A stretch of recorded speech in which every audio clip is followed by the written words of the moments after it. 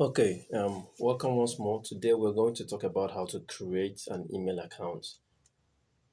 We're going to do this using cPanel.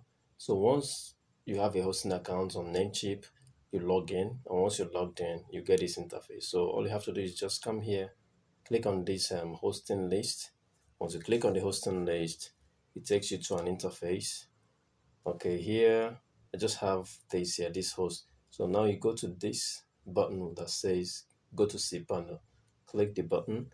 Once you've clicked the button, then it opens up cPanel. So up here where you see search tool, all you have to do is just type in email. All right, you have this one that says email accounts. Click on it.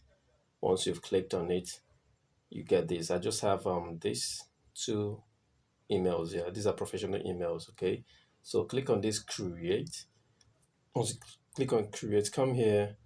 Now you see some emails that has that bears admin at the website.com or info at the website.com. This is how to create it. Now all I'm going to do now is just create support.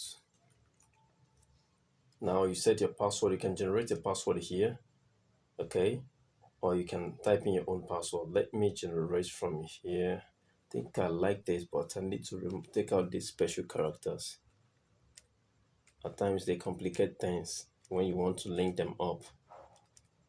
Okay, I think I'm good to go. Now you have to copy this password because you will need them. Copy out this password and hit this button that says create. Okay, let me paste that password here. All right, once you have, now look at the email here, support@caliberminers.com.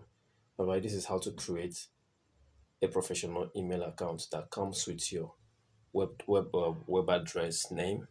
If your website is google.com, when you come to these email accounts, once you have a hosting and you create maybe um, admin at whatever.com, then you get something like admin at google.com. Okay, this is how to do it. It is very simple, and see you in the next class.